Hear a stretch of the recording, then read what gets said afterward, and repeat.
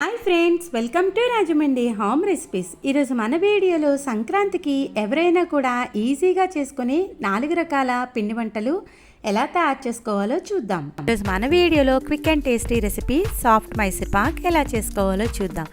ఏంటి థంబ్నెయిల్లో కుక్కర్లో మైసూర్ పాక్ అన్నానేంటా అనుకుంటున్నారా? అవునండి, ఇలా ప్రెషర్ కుక్కర్లో నేను చూపించిన విధంగా చేయండి. వంట రాని వాళ్ళు సైతం ఈజీగా చేయగలుగుతారు.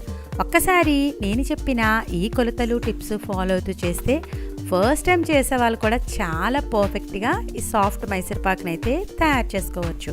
మైసూర్ పాక్ చేయాలంటే పాకం పట్టాలి, శనగపిండిని తిప్పుతూ ఉండాలి. ఇలా చేసేటప్పుడు చేతులు కూడా నొప్పి పుడతాయి, చాలా టైం పడుతుంది. టైం సేవ్ అయ్యి ఎంతో టేస్టీగా ప్రెషర్ కుక్కర్లో మైసూర్ పాక్ ఎలా చేసుకోవాలో వీడియో ప్రాసెస్ అయితే చూసేద్దామా? మరి ఇంకెందుకు ఆలస్యం, మైసూర్ పాక్ తయారు చేసుకోవడానికి కావాల్సిన ఇంగ్రీడియంట్స్ అయితే చూసేద్దాం. ముందుగా 1 కప్పు నిండా శనగపిండి తీసుకుంటే ఏ కప్తో శనగపిండి తీసుకుంటారో అదే కప్ తోటి ఈక్వల్ క్వాంటిటీలో షుగరు, అలానే మెల్ట్ చేసి పెట్టుకున్న నెయ్యిని తీసుకోండి. ఇలా 3 ఈక్వల్గా ఉంటే మైసూర్ పాక్ టేస్ట్ అనేది బాగుంటుంది. మీరు దేంట్లో శనగపిండి వేయించుకోవాలనుకుంటున్నారో ఆ ప్యాన్ కింద పెట్టేసి ముందుగా పక్కన పెట్టుకున్న శనగపిండిని ఇలా జల్లిల్లో వేసుకొని జల్లించుకోవాలి. మైసూర్ పాక్కి శనగపిండిని ఇలా జల్లించుకుంటే ఉండలు కట్టకుండా సాఫ్ట్గా ఉండే మైసూర్ పాక్ అనేది వస్తుంది. చూశారు కదా, ఇలా జల్లించుకున్న తర్వాత రవ్వ అయితే మిగిలిపోయింది. రవ్వను పక్కన పెట్టేసి మెత్తగా ఉండే శనగపిండిని అయితే తీసుకున్నాను. ఇప్పుడు ఈ ప్యాన్ని స్టవ్ మీద పెట్టి మంటను లో ఫ్లేమ్లో పెట్టుకుని శనగపిండిని అయితే ఫ్రై చేసుకోవాలి. కొంచెం దోరగా వేయించుకోవాలి. శనగపిండిని బాగా ఎక్కువగా వేయించేసి కలర్ చేంజ్ అయ్యే వరకు వేయించేస్తే కనుక మైసూర్ పాక్ టేస్ట్ బాగోదు, కలర్ కూడా మంచి కలర్ అయితే రాదు. ఇలా దోరగా వేయించుకుంటే సరిపోతుంది. ఒక 5 to 6 మినిట్స్ పాటు ఫ్రై చేయండి. ఇలా వేయించుకున్న శనగపిండిని ఒక బౌల్లోకి అయితే తీసుకోండి. ముందుగానే మెల్ట్ చేసి పెట్టుకున్న నెయ్యిని 1/2 కప్పు అయితే వేసుకుంటున్నాను. రిమైనింగ్ 1/2 కప్ మళ్ళీ యాడ్ చేద్దాము. ముందుగా ఈ శనగపిండిలో నెయ్యి అంతా కూడా బాగా కలిసేలాగా బిస్కట్తో కానీ గరిటెతో కానీ కలిపేసుకోండి. ఇలా కలిపేటప్పుడు ఎక్కడ కూడా ఉండలు లేకుండా స్మూత్గా కలపాలి. చూశారు కదా, చక్కగా నెయ్యి అంతా శనగపిండిలో బాగా కలిసిపోయింది కదా. బ్యాటర్ చూడండి, ఈ విధంగా అయితే ఉండాలి. ఇప్పుడు ఇలా రెడీ చేసి పెట్టుకున్న శనగపిండిని వేరొక బౌల్లోకి అయితే ట్రాన్స్ఫర్ చేసేసుకుంటున్నాను. ఇలా మీరు కుక్కర్లో ఏ గిన్నెలో పెట్టుకోవాలనుకుంటున్నారో ఆ గిన్నెలోకి ఈ శనగపిండిని అంతా కూడా ట్రాన్స్ఫర్ చేసుకోండి. ఇప్పుడు ప్రెషర్ కుక్కర్ తీసుకొని మనం ఏ కప్తో అయితే శనగపిండి తీసుకుంటామో అదే కప్ తోటి ఈక్వల్ క్వాంటిటీలో షుగర్ అనేది యాడ్ చేసుకోవాలి. 1 కప్పు షుగర్ వేసుకున్నాం కదా, 1/4 కప్ దాకా వాటర్ యాడ్ చేసుకుంటే సరిపోతుంది. ఇప్పుడు ఈ వాటర్లోకి షుగర్ అంతా కూడా బాగా మిక్స్ అయ్యేలాగా ఒక్కసారి అయితే గరిటెతో కలిపేసుకోండి. ఈ విధంగా షుగర్ని కలుపుకున్న తర్వాత ఈ కుక్కర్ని మనం స్టవ్ మీద అయితే పెట్టేసుకోవాలి. మంటను లో ఫ్లేమ్లో పెట్టుకుని ఒక 5 మినిట్స్ పాటు ఈ షుగర్ కాస్త వాటర్లో కలిసేలాగా కలుపుకోండి. ఇలా షుగర్ కాస్త కరిగింది కదా, ఈ విధంగా కరిగిన తర్వాత ముందుగానే పక్కన పెట్టుకున్న శనగపిండి బౌల్ ఉంది కదా, ఆ బౌల్ని కుక్కర్లో అయితే పెట్టేసుకోవాలి. పెట్టుకున్న తర్వాత దీనిపైన మూత పెట్టేసుకోండి. మూత పెట్టేసుకుని కుక్కర్ లిడ్ అయితే క్లోజ్ చేసేసుకొని విజిల్ పెట్టుకున్న తర్వాత మంటని ఖచ్చితంగా హై ఫ్లేమ్లో పెట్టుకుని మాత్రమే ఒక 4 విజిల్స్ రానిస్తే సరిపోతుంది. లో ఫ్లేమ్లో కాకుండా ఇలా హై ఫ్లేమ్లో పెట్టుకుని ఒక 4 to 5 విజిల్స్ అయితే రానివ్వండి. ఇలా 4 విజిల్స్ వచ్చిన తర్వాత దీని ప్రెజర్ పోకముందే మనకు కాస్త ప్రెజర్ ఉండగానే ఈ విధంగా ప్రెజర్ని అయితే రిలీజ్ చేసేసుకోవాలి.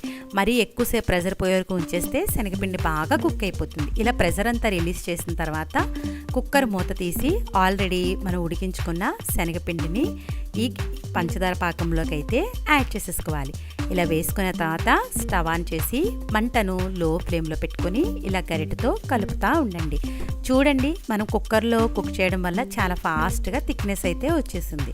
ఈ విధంగా మనకి కాస్త థిక్నెస్ వచ్చిన తర్వాత ముందుగానే పక్కన పెట్టుకున్న నెయ్యి ఉంది కదా, అది కొద్దిగా వేసుకుంటూ ఈ విధంగా అయితే మిక్స్ చేసుకోవాలి. మామూలుగా మైసూర్ పాక్ చేయాలి అంటే పంచదార తీగ పాకం రావాలి, శనగపిండిని తిప్పుతూ ఉండాలి. అదైతే చాలా టైం పడుతుందండి. ఇదైతే చాలా ఫాస్ట్గా అయిపోతుంది. చూడండి ఎంత క్విక్గా చక్కగా థిక్నెస్ వచ్చేసిందో కదా. ఈ విధంగా 10 నిమిషాల్లోనే మనకు చాలా చక్కగా థిక్నెస్ అయితే వచ్చేసింది. ఇదైతే రెడీ అయిపోయింది కదండి. స్టవ్ ఆఫ్ చేసేసి పక్కకైతే పెట్టేస్తున్నాను. మీరు దేంట్లో శనగపిండిని ట్రాన్స్ఫర్ చేసుకోవాలి అనుకుంటున్నారో ఆ బౌల్కి ఈ విధంగా నెయ్యనంతా కూడా గ్రీస్ చేసుకోవాలి. ఇలా గ్రీస్ చేసుకున్న తర్వాత ముందుగానే ఉడికించి పెట్టుకున్న శనగపిండినంతా కూడా ఈ బౌల్లోకి ఈ విధంగా వేసుకోండి. ఇలా వేసేటప్పుడు గరిటెతోటి కాస్త ఫ్లాట్గా ఒత్తుకుంటూ వేసుకోవాలి. ఇలా చేయడం వల్ల మనకు మైసూర్పాకు అనేది సాఫ్ట్గా వస్తుంది. ఇలా మొత్తం అంతా వేసాక ఇలా జెంటిల్గా పైన అయితే ప్రెస్ చేసుకోండి. చక్కగా మైసూర్పాకు అయితే రెడీ అయిపోయింది. మైసూర్పాకు చేయాలి అంటే చాలా టైం పడుతుందండి. ఒక్కసారి నేను చూపించిన విధంగా ఇలా టైం సేవ్ అయ్యేలాగా చేసుకోండి. మైసూర్పాకు చేయడం ఇంత ఈజీగా అనిపించేసింది కదా. వీడియో నచ్చేసే ఉంటుంది. అయితే ఒక్క లైక్ ఇవ్వడం అయితే మర్చిపోద్దండోయ్. మీరిచ్చే లైక్ వల్ల మన వీడియో ఇలాంటి మరికొన్ని వ్యూస్కి అయితే చేరుతుంది. దీన్ని ఒక 1 అవర్ పాటు పక్కన పెట్టేసిన తర్వాత డీమౌల్డ్ చేద్దాం. చూడండి, సాఫ్ట్గా ఎంతో టేస్టీగా నోట్లో పెట్టుకుంటే కరిగిపోయేలాంటి మైసూర్పాకు అయితే రెడీ అయిపోయింది. కట్ చేసి చూపిస్తున్నాను చూడండి. ఇది కట్ చేస్తున్నప్పుడే ఇది ఎంత సాఫ్ట్గా వచ్చిందనేది మీకు క్లియర్గా అర్థమవుతుంది. ఇంకెందుకో ఆలస్యం, మైసూర్పాకును చూస్తుంటే మీకు కూడా తినేయాలి అనిపిస్తుంది కదా. నేను చెప్పిన ఈ టిప్స్, ఈ కొలతలు ఫాలో అవుతూ శ్రమ లేకుండా ఈజీగా ప్రెషర్ కుక్కర్లో చేసేసుకోండి. ఎంతో సాఫ్ట్గా నోట్లో వేసుకుంటే కరిగిపోయేలాంటి మైసూర్పాకు అయితే రెడీ అయిపోయింది. చక్కగా మీరు కూడా ట్రై చేశాక ఎలా వచ్చిందనేది మీ అమూల్యమైన ఫీడ్బ్యాక్ని మటుకు నా కామెంట్ సెక్షన్లో షేర్ చేయడం అయితే మర్చిపోవద్దు. మీ అందరికీ నా వీడియో నచ్చిందనే అనుకుంటున్నాను. మన వీడియోలో సంక్రాంతి స్పెషల్గా మినపజంతికలు చేసుకుందామా? ఈ మినపజంతికలు చేసుకోవడానికి పిండి ఆడించే పని లేకుండా ఈజీగా ప్రెషర్ కుక్కర్లో ఎలా చేసుకోవాలో ఈ వీడియోలో చూసేద్దాం. ఒక్కసారి నేను చూపించిన ప్రొసీజర్లో చేసుకోండి. జంతికలు అస్సలు ఆయిల్ పీల్చకుండా కరకల్లాడుతూ తినే కొద్దీ తినాలి అనిపిస్తుంది. ఎంతో రుచికరంగా ఉండే మినపజంతికలు ఎలా తయారు చేసుకోవాలో ప్రాసెస్ అయితే చూసేద్దామా? ముందుగా దీనికోసం ప్రెషర్ కుక్కర్ తీసుకొని దాంట్లోకి 1 కప్పు దాకా మినపగుళ్ళను అయితే తీసుకోండి. ఇది మునిగేంత వరకు వాటర్ యాడ్ చేసుకొని పప్పుని ఇలా ప్రెస్ చేస్తూ బాగా నీట్గా క్లీన్ చేసుకోవాలి. ఇలా ఒక 2 సార్లన్నా శుభ్రంగా కడిగేసుకోండి.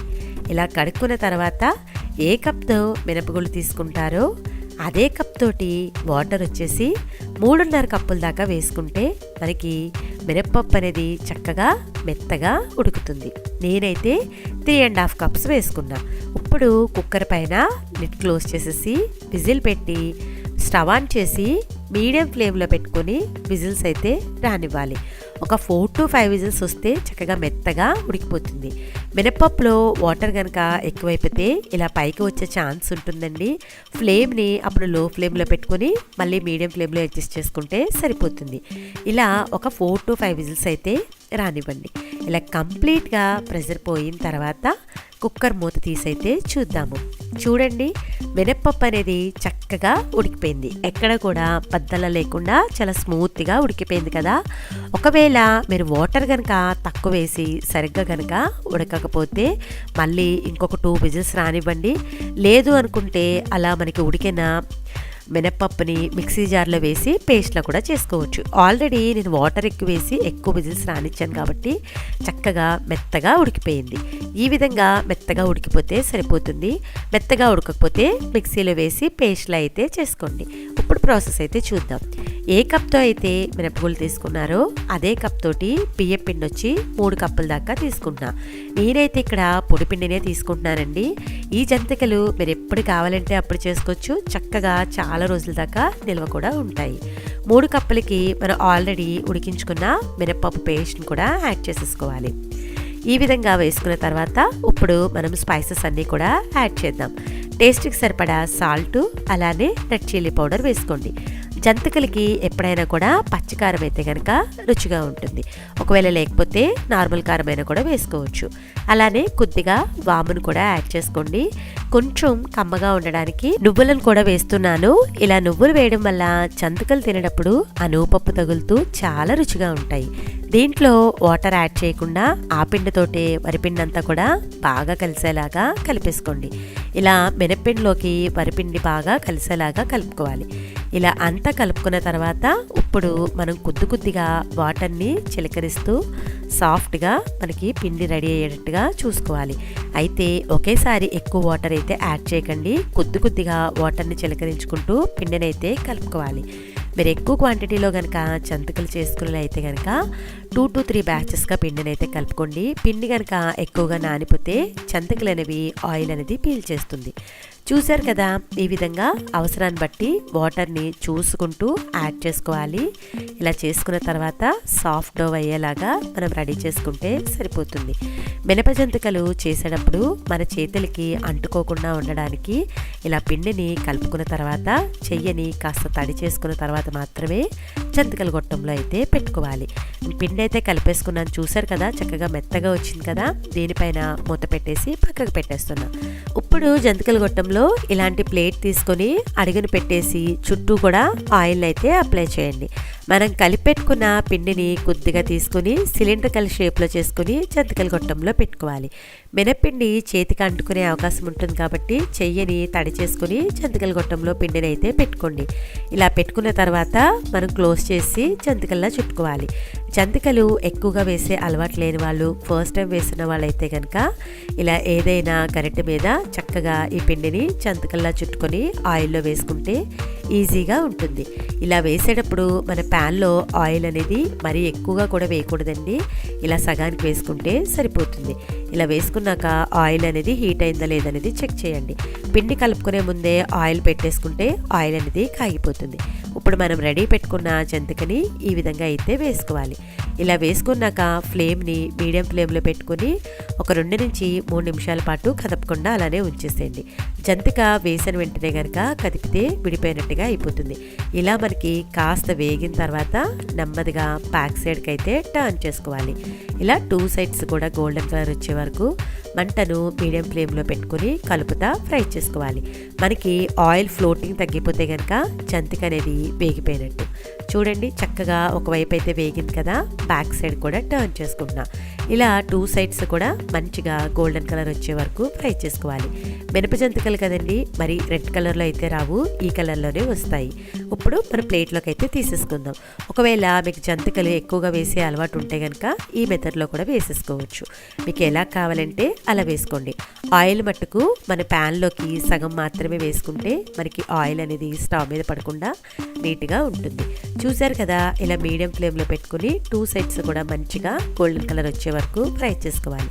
మినప జంతికలు తయారు చేయడం ఇంత ఈజీ అనిపించిందా? వీడియో నచ్చేసిందా? అయితే ఒక్క లైక్ ఇవ్వడం మర్చిపోవద్దు. మీరు ఇచ్చే లైక్ వల్ల మన వీడియో ఇలాంటి మరికొన్ని వ్యూస్కి అయితే చేరుతుంది. ఇంకెందుకు ఆలస్యం, నేను చెప్పిన ఈ టిప్స్ అన్నీ ఫాలో అవుతూ మీరు కూడా మినప జంతికలను ట్రై చేసి ఎలా వచ్చిందనేది మీ అమూల్యమైన ఫీడ్బ్యాక్ని నా కమెంట్ సెక్షన్లో తెలియజేయండి. మీ అందరికీ నా వీడియో నచ్చిందనే అనుకుంటున్నా. వీడియోలో అరిసెలు తయారు చేసుకుందామా? పిండి ఆడించే పని లేకుండా ఇంట్లో ఉండే పొడి బియ్య పిండితోటే మైదా కానీ గోధుమ పిండి కానీ వాడకుండా ఎంతో రుచికరంగా ఈ అరిసెలను అయితే తయారు చేసుకోవచ్చు. రెగ్యులర్ అరిసెల్లాగే ఇవి కూడా తినే కొద్దీ తినాలి అనిపిస్తుందండి. చాలా కమ్మగా ఉంటాయి. ప్రాసెస్ కూడా చాలా ఈజీ. ఎలా చేసుకోవాలో చూద్దామా? ముందుగా ఇలా ఒక కప్పు నిండా పైకంటూ బియ్యపిండిని అయితే తీసుకోండి. ఈక్వల్ క్వాంటిటీలో ఇలా బెల్లం తురుమును అనేది తీసుకోవాలి. బియ్యపిండి మట్టుకు ఇలా కప్పుకి పైకంటూ వేసుకుంటేనే కొలత అనేది సరిపోతుంది. దీన్ని ఒక పళ్ళెంలోకి తీసుకొని పిండిని అయితే తడి చేసుకుందాం. దానికోసం ఒక గిన్నెలోకి వాటర్ తీసుకొని స్పూన్ తోటి కొద్దిగా వాటర్ అనేది యాడ్ చేసుకోవాలి. ముందుగా 3 టేబుల్ స్పూన్స్ దాకా వాటర్ అనేది వేసుకున్నాం. పిండిలోకి వాటర్ అంతా బాగా కలిసేలాగా కలుపుకుంటున్నా. నాకైతే వాటర్ సరిపోలేదు అనిపించింది. మరొక 2 to 3 టేబుల్ స్పూన్స్ దాకా వాటర్ అనేది యాడ్ చేసుకున్నాం. ఇలా వాటర్ అనేది చూసుకుంటూ యాడ్ చేసుకోవాలి. మరీ ఎక్కువగా కనుక వాటర్ యాడ్ చేసేస్తే కనుక పిండి అనేది ముద్దైపోయి మనకి అరిసెలు సరిగ్గా రావు. ఇలా వేసుకున్నాం కదా, ఇప్పుడు ఈ వాటర్ అంతా బియ్యపిండిలో బాగా కలిసేలాగా ఇలా వీడియోలో చూపించిన విధంగా హ్యాండ్తో రబ్ చేశారంటే చక్కగా కలిసిపోతుంది. ఇప్పుడు పిండిని అయితే చెక్ చేద్దాం.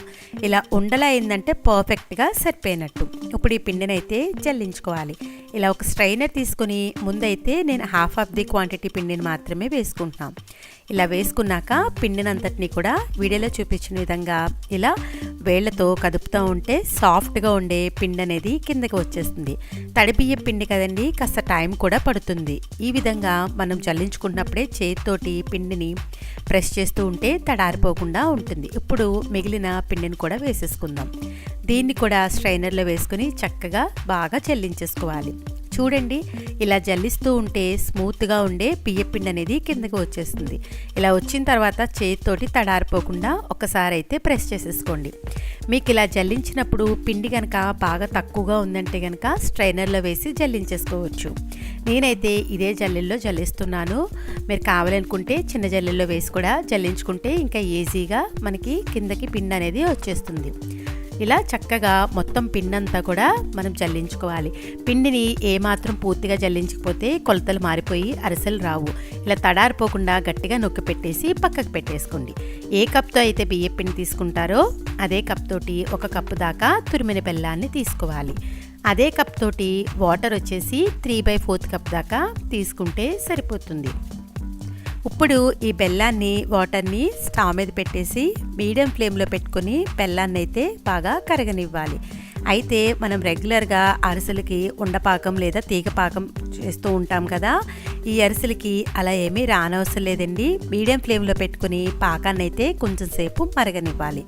ఇలా 1 స్పూన్ దాకా షుగర్ వేసుకున్నారంటే అరిసెలు మంచి కలర్ వస్తాయి, టేస్ట్ కూడా చాలా బాగుంటుంది. చూడండి, చక్కగా బబుల్స్ వస్తూ ఈ విధంగా మరిగింది కదా. ఇప్పుడు దీంట్లోకి ఫ్రెష్గా దంచి పెట్టుకున్న ఇలాచీ పౌడర్ని కూడా వేసుకుంటున్నాం. వేసుకున్నాక ఒక్కసారి మిక్స్ చేసేసి పాకం అనేది సరిపోయిందా లేదా అనేది చెక్ చేద్దాము. దానికోసం ఒక గిన్నెలోకి వాటర్ వేసుకుని ఈ పాకాన్ని వేసారంటే కనుక ఇది సాఫ్ట్ జెల్లీలా అయితే కనుక సరిపోతుంది. మరి ఉండపాకం రానవసరం లేదండి, ఇలా జెల్లీలా ఫామ్ అయితే సరిపోతుంది. మనకి పాకం అయితే వచ్చేసింది కదా. ఇప్పుడు ఫ్లేమ్ని లో ఫ్లేమ్లో పెట్టుకుని ముందుగానే చల్లించి పెట్టుకున్న బియ్యం పిండినంతా కూడా యాడ్ చేసుకోండి. ఫ్లేమ్ మట్టుకు లో ఫ్లేమ్లోనే ఉండాలి. ఇలా వేసుకుంటూ కలుపుకోండి. పాకంలోకి ఈ బియ్య పిండి అంతా కూడా బాగా కలిసేలాగా లో ఫ్లేమ్లో పెట్టుకుని పిండినంతటిని కూడా కలిపేసేయండి. చూడండి, ఈ పాకం అంతా పిండిని చక్కగా అబ్జర్వ్ చేసేస్తుంది కదా. ఇలా లో ఫ్లేమ్లో పెట్టుకుని అంతా కూడా బాగా కలిసేలాగా కలుపుకోవాలి. పిండి అయితే చక్కగా పాకంలో కలిసిపోయింది. లో ఫ్లేమ్లో ఒక 2 to 3 మినిట్స్ పాటు ఈ విధంగా కలుపుతూ ఉండండి. ఇప్పుడు దీంట్లోకి 2 నుంచి 3 టేబుల్ స్పూన్స్ దాకా నెయ్యిని వేసుకున్నారంటే కనుక అరిసెలు అనేవి కమ్మగా ఉంటాయి. ఈ నెయ్యి అంతా కూడా ఈవెన్గా అంతా కూడా బాగా పట్టేలాగా ఈ విధంగా కలుపుతా మనం కుక్ చేసుకోవాలి. చూడండి, పిండికి అంతా కూడా నెయ్యి చక్కగా బాగా పట్టేసింది. అలానే పిండి అంతా కూడా ప్యాన్కి అయితే సెపరేట్ అయిపోతుంది. ఇలా లో ఫ్లేమ్లో 2 to 3 మినిట్స్ పాటు కుక్ చేసుకుంటే సరిపోతుంది. పిండి అయితే ప్యాన్కి అయితే సెపరేట్ అయిపోయింది కదా. ఇప్పుడు ఈ పిండిని అయితే మనం స్టవ్ ఆఫ్ చేసేద్దాము. అయితే ఇది మనకి కాస్త చల్లారనివ్వాలండి. అలా అని చెప్పేసి పూర్తిగా కూడా చల్లారకూడదు. మూత పెట్టేసి కొద్దిసేపు చల్లారనిద్దాము. తర్వాత ఒక 3 మినిట్స్ తర్వాత మూత తీసి పిండిని చెక్ చేద్దాము. పట్టుకుంటే చేతితో గోరువెచ్చగా ఉండేటట్టుగా ఉండాలి. అరిసెలు ఎప్పుడు చేసినా కూడా పిండి పూర్తిగా చల్లారిపోకూడదండి, కొంచెం వేడి తగిలేటట్టుగానే ఉండాలి. పిండితో నార్మల్ అరిసెలు, నువ్వుల అరిసెలు కూడా చేసుకుందాం. ముందుగా ఒక గిన్నెలోకి 2 స్పూన్ల దాకా పెరుగును తీసుకోండి. దీంట్లోకి ఒక 3 స్పూన్ల దాకా నువ్వులను అయితే తీసుకోవాలి. ఈ పెరుగులో నువ్వులంతా కూడా బాగా కలిసేలాగా కలిపేసుకోండి. ఇలా చేయడం వల్ల నువ్వుల అరిసెలు అనేవి చాలా కమ్మగా ఉంటాయి. ఒక హాఫ్ అన్ అవర్ పాటు పక్కకు పెట్టేసుకోవాలి. ఇప్పుడు అరిసెలు చేసుకోవడానికి ఇలా ఒక కవర్ని తీసుకొని దానిపైన ఇలా నెయ్యినైతే గ్రీస్ చేసేసుకోవాలి. నేనైతే 2 కవర్లు తీసుకుంటున్నానండి. ఒకటి నార్మల్ అరిసెకి, ఒకటి నూపప్పు అరిసెకి. మీరు కావాలనుకుంటే అరిటాకు మీద కూడా చేసుకోవచ్చు. ఇప్పుడు కొద్దిగా పిండిని తీసుకొని ఇలా రౌండ్ బాల్లా చేసిన తర్వాత అరిసెలా అయితే ఒత్తుకోవాలి. అయితే ఈ అరిసెల్ని మరీ మందంగా ఒత్తుకోకూడదు, మరీ పలుచగా కూడా ఒత్తుకోకూడదు. చూడండి, వీడియోలో చూపించిన విధంగా ఇలా మీడియం కన్సిస్టెన్సీ ఉండేలా చూసుకొని అరిసెల్ని అయితే చక్కగా ఒత్తేసుకోవాలి. మనకి నార్మల్ అరిసె అయితే రెడీ అయిపోయింది కదా. ఇప్పుడు నూపప్పు అరిసెను కూడా ఎలా ప్రిపేర్ చేసుకోవాలో చూద్దాం. ఇంకొక కవర్ని అయితే తీసుకోండి. దానికి నెయ్యిని అప్లై చేసేసి కొద్దిగా పిండిని తీసుకొని రౌండ్ బాల్లో అయితే చేసుకోవాలి. ఆల్రెడీ ముందుగానే మనం పెరుగులో నువ్వులు నానబెట్టుకున్నాం కదా, ఆ గిన్నెలోకి ఈ పిండిని నేను వీడియోలో చూపించిన విధంగా ఇలా రోల్ చేసేసుకోండి. ఇలా చేయడం వల్ల నూపప్పు అనేది ఆయిల్లోకి బయటికి రాకుండా ఉంటుంది, చాలా కమ్మగా ఉంటుంది. దీన్ని కూడా మనం చక్కగా అరిసెనైతే ఒత్తుకోవాలి. మరీ పలుచగా కాకుండా, మరీ మందంగా కాకుండా మీడియంగా ఉండేటట్టుగా అరిసెనైతే ఒత్తుకోవాలి. నూపప్పు అరిసె రెడీ అయిపోయింది. అలానే నార్మల్ అరిసె కూడా రెడీ అయిపోయింది కదా.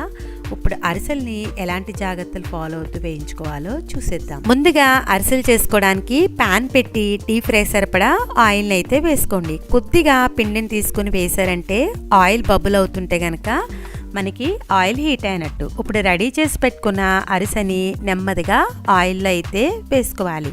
ఇలా వేసుకున్న తర్వాత ఫ్లేమ్ని లో ఫ్లేమ్లో పెట్టుకోండి. అరిసెలు కరకల్లాడుతూ పొంగుతూ రావాలి అంటే ఇప్పుడు నేను చూపించినట్టుగా చేయండి. అరిసె పైన గరిటెతోటి ఆయిల్ని ఈ విధంగా వేశారంటే కనుక అరిసెలు చక్కగా పొంగుతూ వస్తాయి, అలాగే తినేటప్పుడు కరకల్లాడుతూ ఉంటాయి. చూడండి చక్కగా పొంగింది కదా.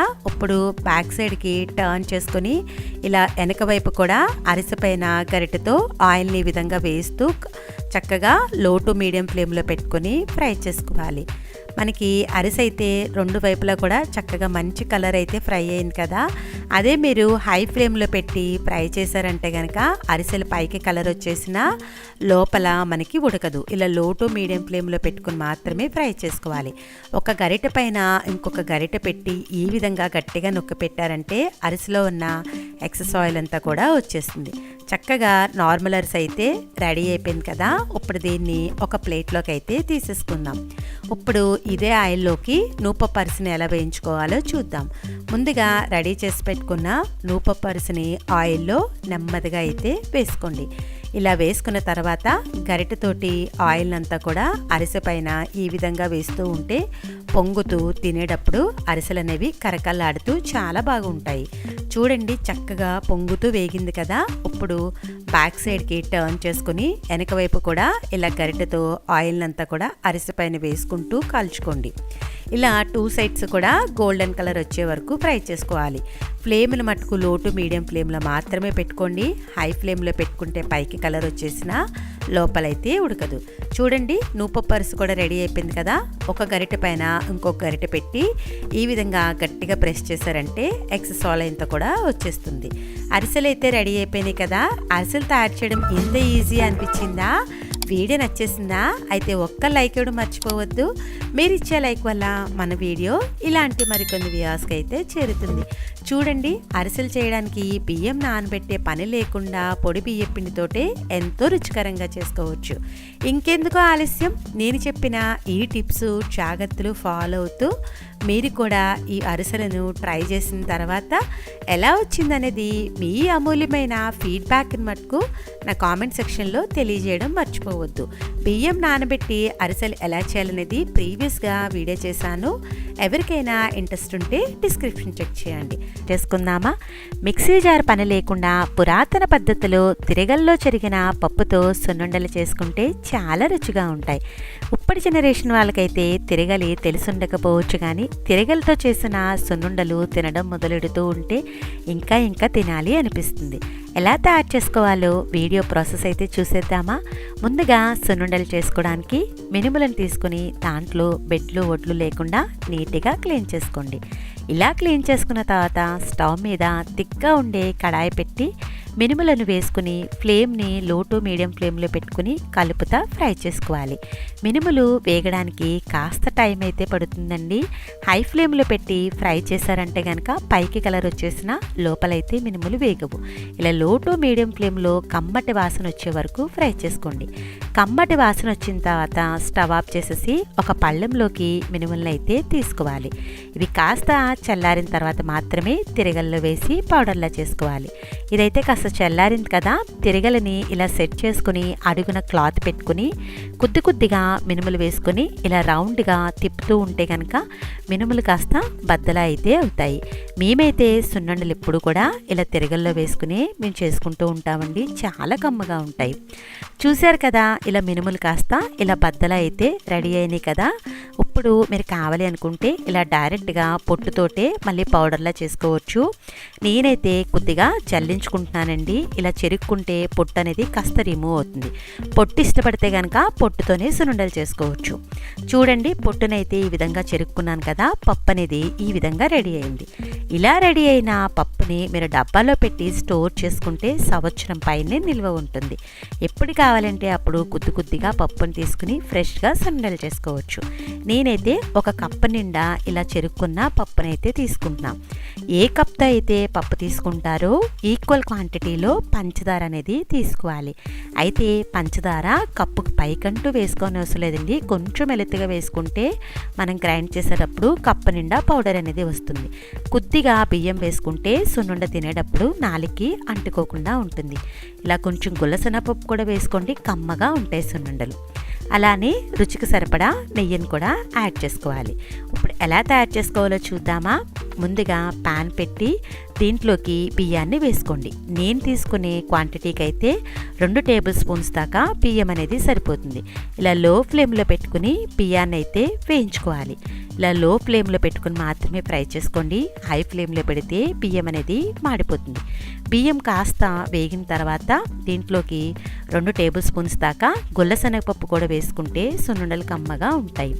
గుల్లశనగపప్పును కూడా లో ఫ్లేమ్లో పెట్టుకుని మరొక సెకండ్ పాటు ఫ్రై చేసుకుంటే సరిపోతుంది. ఇలా వేగిన తర్వాత స్టవ్ ఆఫ్ చేసుకోండి. మిక్సీ జార్ తీసుకుని ముందుగానే మనం ఆల్రెడీ చెరుక్కున్న పప్పునైతే వేసుకోవాలి.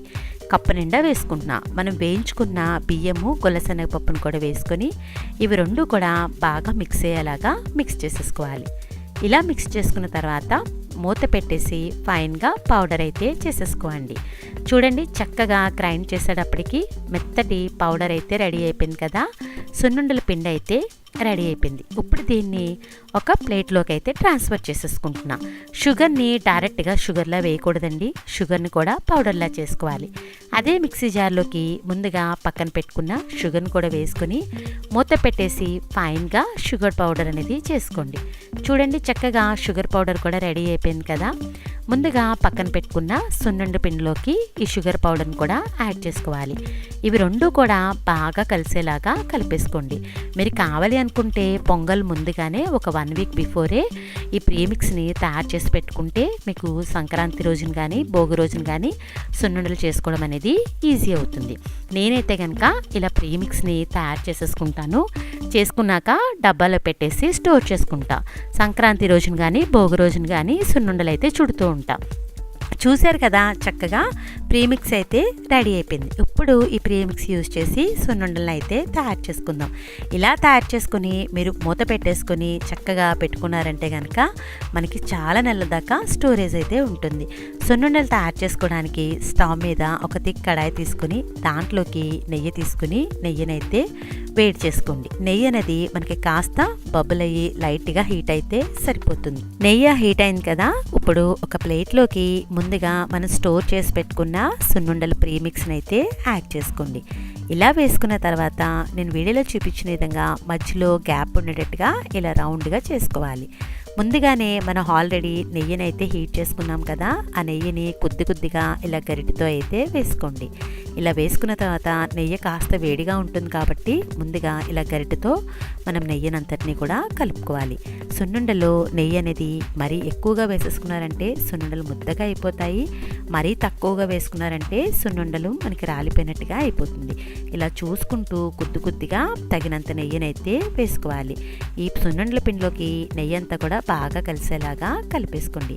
ఇలా కలుపుకున్న తర్వాత పిండినంతటిని కూడా ఇలా నొక్కి పెట్టేసి ఒక వైపుకి పెట్టేసుకున్నారంటే నెయ్యి అనేది డ్రై అవ్వకుండా ఉంటుంది. ఇప్పుడు కొద్దిగా పిండినైతే తీసుకుంటూ సున్నుండలు అయితే చుట్టుకుందాము. సున్నుండలు చుట్టేటప్పుడు నేను ఇప్పుడు చూపించిన విధంగా కొద్దిగా పిండిని తీసుకుని రౌండ్ బాల్లా చేసుకోండి. ఇలా చేసుకున్న తర్వాత ఇంకొక హ్యాండ్ తోటి ఈ విధంగా ప్రెస్ చేస్తూ సున్నుండలు చేశారంటే కనుక సున్నుండలు బ్రేక్ అవ్వకుండా చక్కగా గట్టిగా ఉంటాయి. చూశారు కదా, ఈ విధంగా సున్నుండనైతే రెడీ చేసుకోవాలి. ఇలాగా మొత్తం సున్నుండలన్నీ రౌండ్గా చేసుకుంటూ ఒక చేతితో చేసుకొని ఇంకొక చేతితో నెక్కి పెట్టారంటే సున్నుండలు గట్టిగా ఉండి విడిపోకుండా ఉంటాయి. ఇంకెందుకు ఆలస్యం, నేను చెప్పిన ఈ టిప్స్ అన్నీ ఫాలో అవుతూ మీరు కూడా సున్నుండలు ట్రై చేసి ఎలా వచ్చిందనేది మీ అమూల్యమైన ఫీడ్బ్యాక్ని మటుకు నా కామెంట్ సెక్షన్లో తెలియజేయడం అయితే మర్చిపోవద్దు. మీ అందరికీ నా వీడియో నచ్చిందనే అనుకుంటున్నా. Thanks for watching my video. Please like, comment, share, subscribe my channel.